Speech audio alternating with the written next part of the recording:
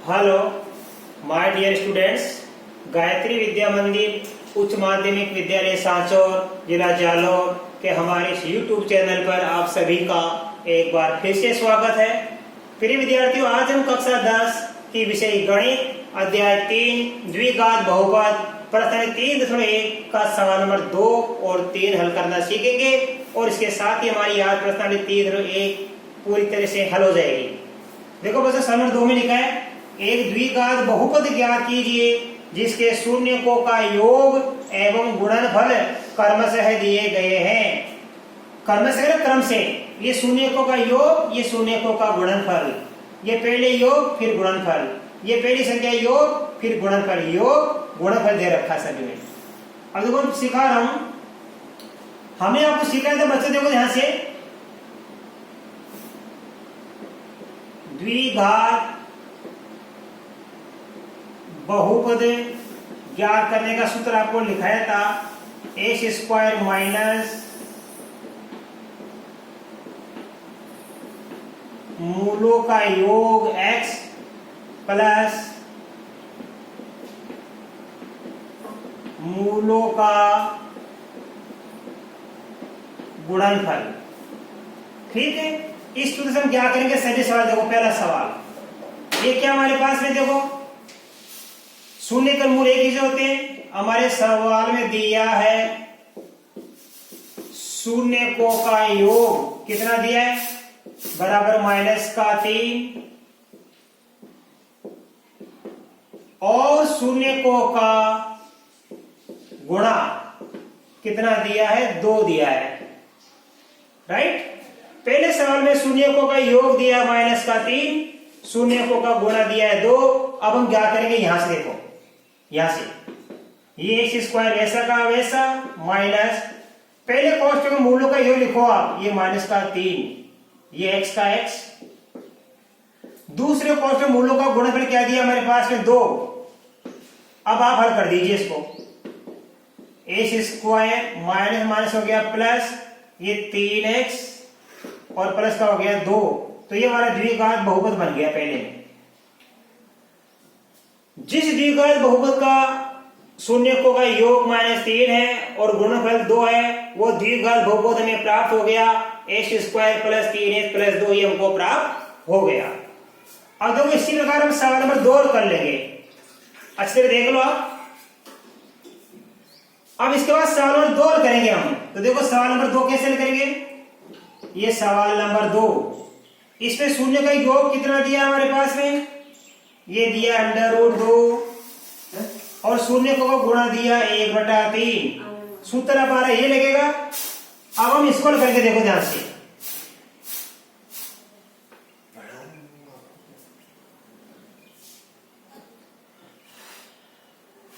देखो ऐसे x square minus मूलों का योग कितना दिया √2, ये √2, ये x और मूलों का गुणा कितना दिया हमारे पास 1/3। अब हम लिखेंगे x square minus √2x plus 1/3। Right, अब हम क्या करेंगे, अभी इस सभी को 3 से गुणा कर लेंगे।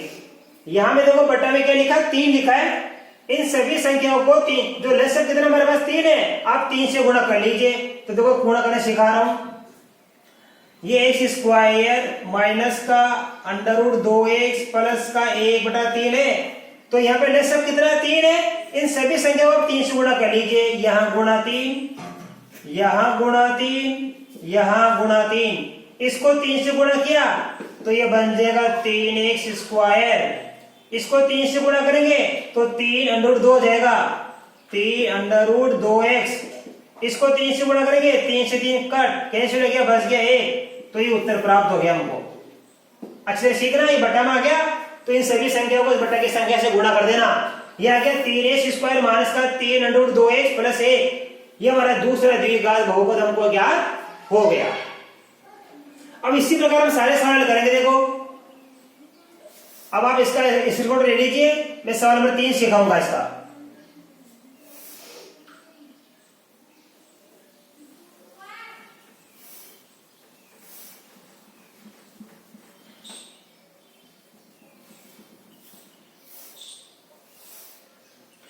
अब देखिए आप सवाल नंबर 3, इसमें शून्य का योग क्या दिया है, माइनस का 1/4 और गुणनफल कितना दिया है 1/4।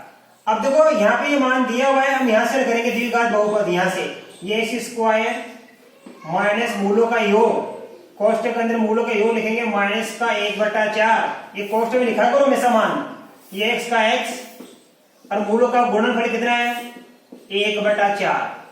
इसको कर लीजिए आप, एक्स स्क्वायर ये माइनस माइनस बन जाएगा प्लस 1/4 एक्स प्लस का 1/4। अब उसी प्रकार देखिए आप यहाँ पे ये हर आ गया 4, इस 4 का लेसर कितना होगा 4 ही होगा, तो इस पूरी समीकरण को 4 से गुणा कर लेंगे हम, इसको 4 से गुणा करेंगे 4x स्क्वायर, इसको 4 से गुणा करेंगे 4 कट जाएगा तो ये x आ जाएगा, इसको भी हम 4 से गुणा करेंगे तो 4 कट जाएगा तो क्या आ जाएगा 1, तो ये हमारा द्विघात बहुपद प्राप्त हो गया हमको 4x स्क्वायर प्लस का x प्लस का 1।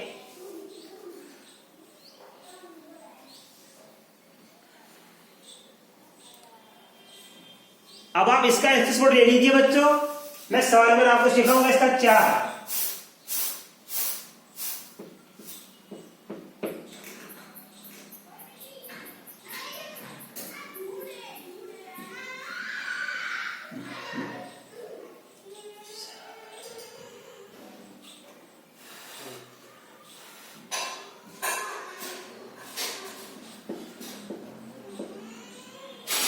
देखिए बच्चों, शून्य का योग यहाँ पे दे रखा है शून्य और शून्य को गुणा दे रखा है √5, तो ये एक्स स्क्वायर ये माइनस मूलों का योग क्या लिखेंगे हम शून्य, ये x प्लस मूलों का गुणनफल दे रखा है √5, इसको कर लीजिए आप, ये एक्स स्क्वायर x को शून्य से गुणा करेंगे शून्य आता है तो शून्य को हमको लिखने की आवश्यकता नहीं है, x को शून्य से गुणा करें शून्य आता है तो इसको लिखने की आवश्यकता नहीं है, आ गया √5, ये आंसर आ गया राइट।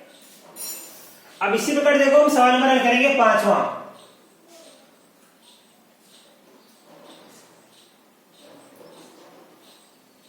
इसको मिटा रहा हूं मैं, एक ही तरीके का सवाल है, प्रैक्टिस करना आपको खूब ज्यादा।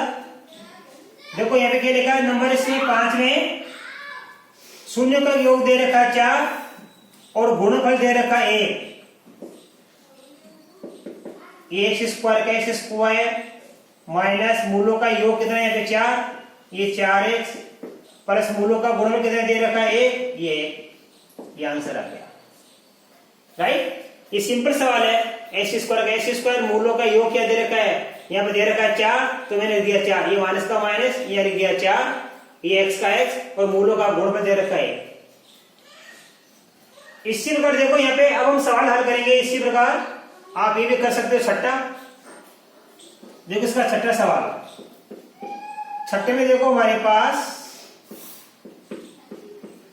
शून्य को का योग बराबर कितना 1 और शून्य को का गुणनफल बराबर क्या दे रखा है 1। अब हम क्या करेंगे ध्यान देना, द्विघात बहुपद, इसलिए द्विघात बहुपद हम ज्ञात करेंगे। कैसे क्या करेंगे, एक्स स्क्वायर माइनस मूलों का योग x प्लस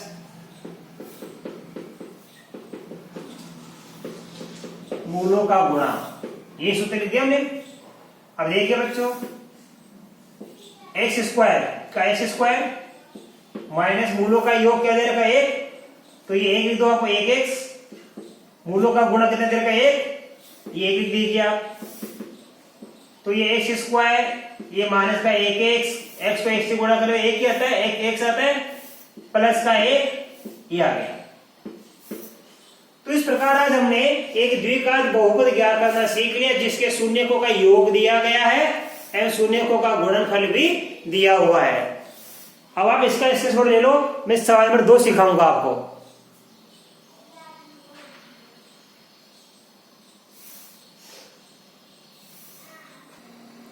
अब देखिए बच्चों सवाल नंबर 3, ये महत्वपूर्ण सवाल है। इसके पहले वाला 1 नंबर का सवाल था, ये सवाल जरा ध्यान सीखना, इंपॉर्टेंट सवाल है। द्विघात बहुपद fx बराबर x square minus 8x plus के शून्यकों के वर्गों का योग 40 है, तो के का मान ज्ञात कीजिए। तो देखो बच्चों इसको कैसे लिखेंगे, हमारे यहाँ x स्क्वायर गुणा 1 है, तो a बराबर कितना 1, और b का गुणा माइनस 8 है, तो ये x का गुणा, तो b का मान कितना माइनस 8, और अच्छा c का मान कितना है k, तो a का मान 1 है, b बराबर माइनस 8 और c बराबर क्या है k। शून्य को हम क्या मानेंगे, हम अल्फा और बीटा मान लेंगे, तो लिखेंगे माना द्विघात बहुपद x square minus 8x plus के दो शून्य एल्फा तथा बीटा है, राइट। इस बहुपद का मैंने दो शून्य एल्फा और बीटा मान लिया। अब आपको मैंने सूत्र लिखा रखा है, इसलिए शून्यकों का योग एल्फा प्लस बीटा बराबर क्या होगा, माइनस का b बटा a, अर्थात एल्फा प्लस बीटा बराबर माइनस का माइनस और b का मान कितना है -8, a का मान 1, तो इसको कर लेंगे। देखो एल्फा प्लस बीटा बराबर क्या प्राप्त हो गया, माइनस माइनस प्लस 8 में 1 का भाग दिया तो 8, ये हमारी समीकरण नंबर क्या बन गया, 1 बन गई। इससे अगर हम गुणनफल क्या करेंगे, शून्यकों का गुणनफल एल्फा इंटू बीटा बराबर होता है c बटा a, तो एल्फा इंटू बीटा, c का मान कितना k और 1 का मान कितना 1, इसलिए एल्फा इंटू बीटा इसका मान कितना प्राप्त हो गया k में 1 का भाग k, तो ये हमारा समीकरण नंबर हो गया 2। हमने क्या क्या कर लिया, एक बार तो हमने योगफल ज्ञात कर लिया देखो, और एक बार हमने क्या ज्ञात कर लिया, यहाँ पे ये गुणनफल ज्ञात कर लिया।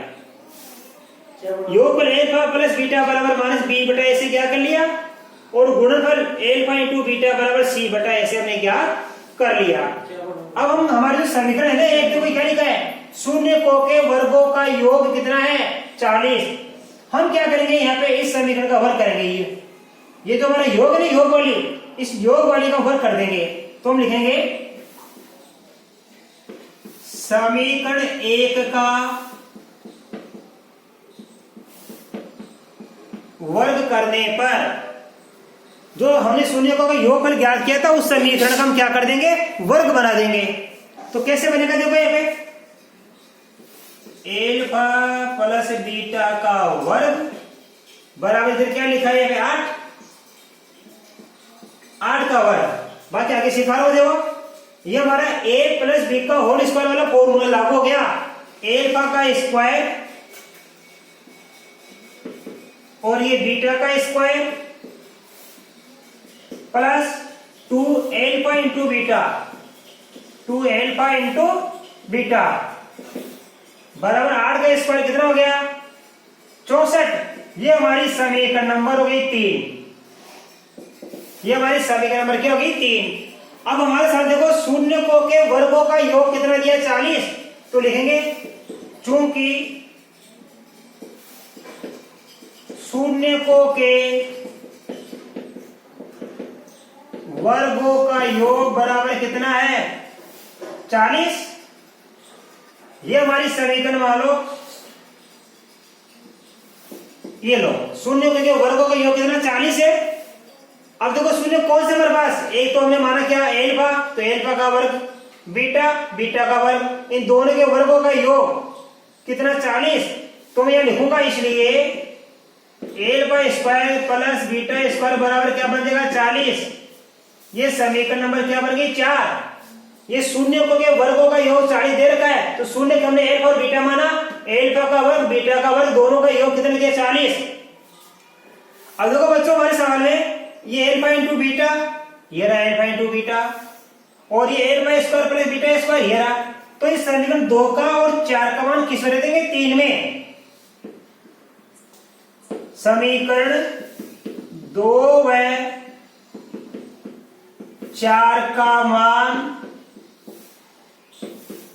समीकरण 1 में रखने पर, अब मैं रखूंगा, देखो alpha square plus beta square, ये रहा इसका मान कितना 40, तो इसकी जगह मैं क्या लिख दूंगा 40 लिख दूंगा।